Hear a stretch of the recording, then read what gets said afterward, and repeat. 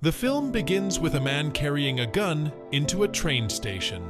Another man with a gun approaches him as he walks toward a woman. The camera's angle shows 2:22 on the clock.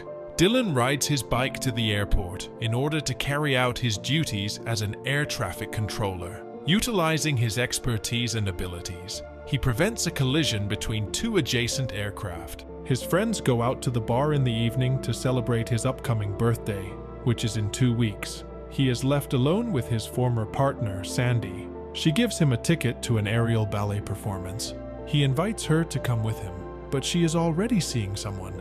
Dylan resumes his regular daily routine the following day. At 2:22, however, he notices a flashing light all around the tower's room. This distracts him from informing one of the pilots that the runway is not clear for landing. Everyone tenses up as Dylan commands the pilots and prevents the planes from colliding. One of them had a girl named Sarah aboard. Everyone exclaims in relief as Dylan attempts to comprehend what has just occurred. Since he nearly killed 900 people, he has been suspended for 4 weeks. Dylan notices patterns appearing on the ceiling of the subway just before a window smashes. At that moment, the clock was at 2:22.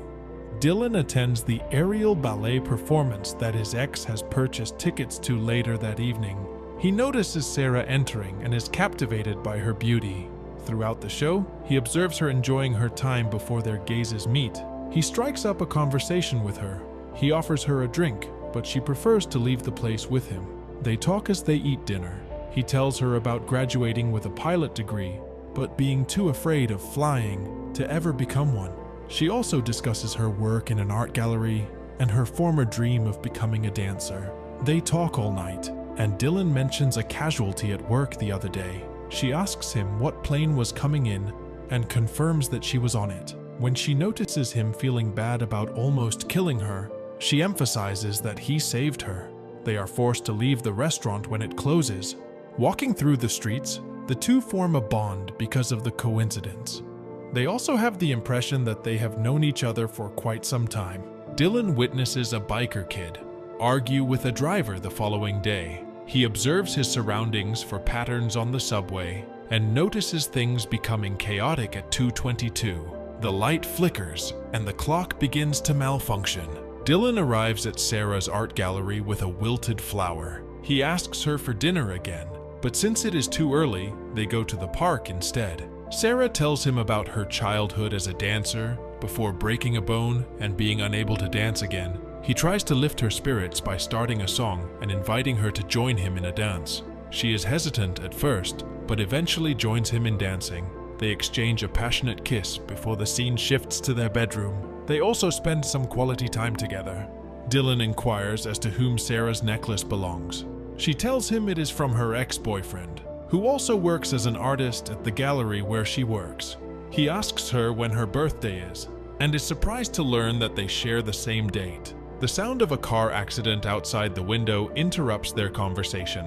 Dylan looks at the time and sees that it is 2:22. He realizes it is the third day in a row that this has happened to him. Sarah is at the art gallery with her boyfriend Jonas, who suspects she is in love and tells her that whoever he is extremely fortunate.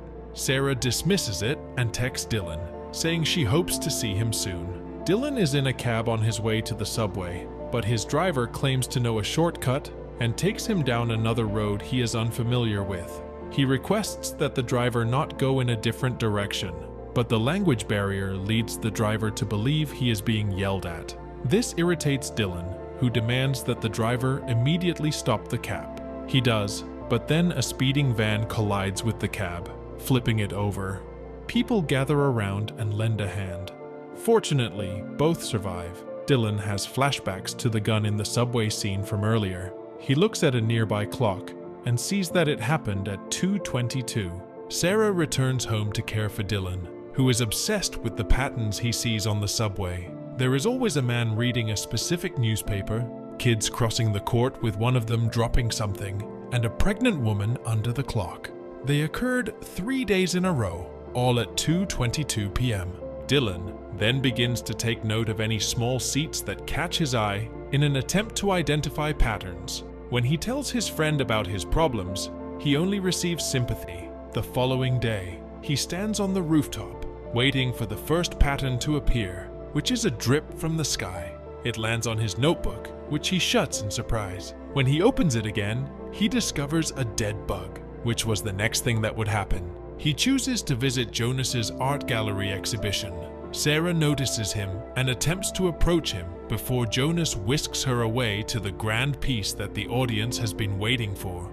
Dylan joins them for a look. After Sarah introduces the two, the art piece begins with a hologram of New York City, with Jonas narrating in the background. Dylan is confused when the hologram changes to the subway, and he sees the same patterns displayed in front of him again.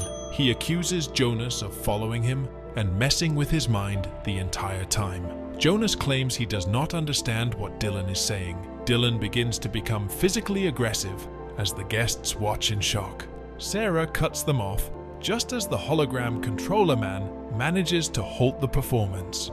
One of the guests believes it is a skit to close the show and remarks on Jonas's genius for including the murder victims in his work. Dylan and Jonas are perplexed by this because they do not understand what he is saying. Sarah takes Dylan out of the gallery, disappointed. He texts her an apology but still decides to return to the gallery. He sneaks in and sees Sarah console Jonas. This time, he decides to walk away. While working out at home, he learns that the energetic force of the exploding Hamlin will be at its peak in the next 2 days. A rope snapped while he was working out on it. He tries to tie it back to the ceiling and finds a leather bag inside. The bag contains a passport belonging to a man named Jake Redmond. There are also letters mailed to Dylan's current address. Dylan walks into a tunnel full of illustrations of the subway murder. He is approached by a man who claims to have been anticipating him.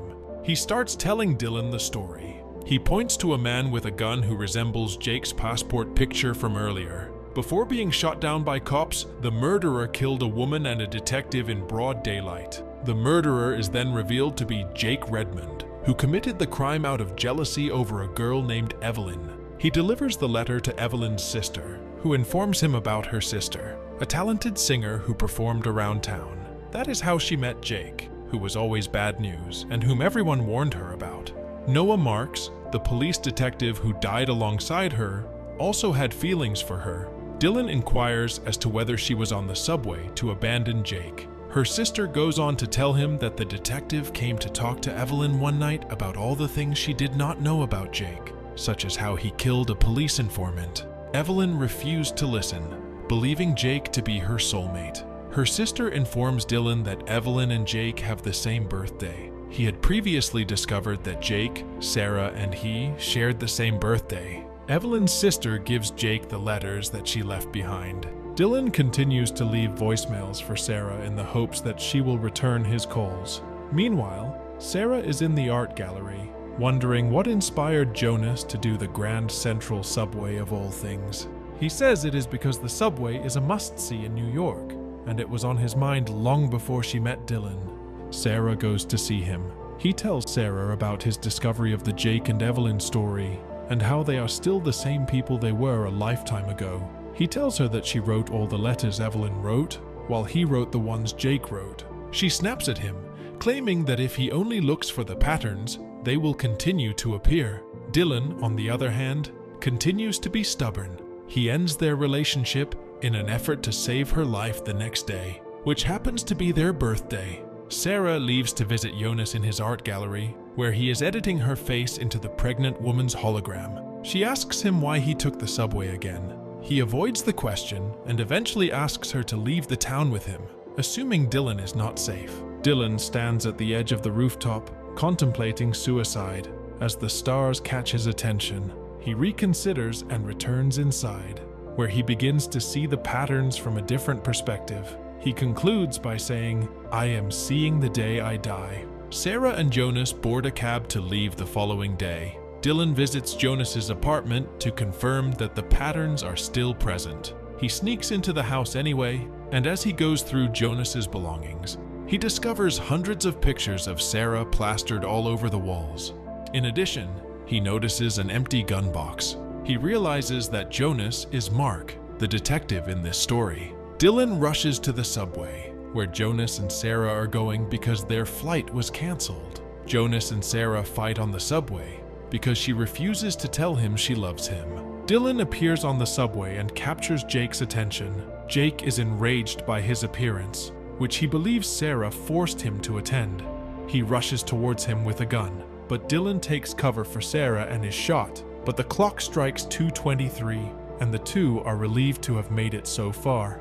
Dylan, Noan, and Sarah are shown as parents at the end of the film, and Dylan checks his time to demonstrate that the patterns have stopped.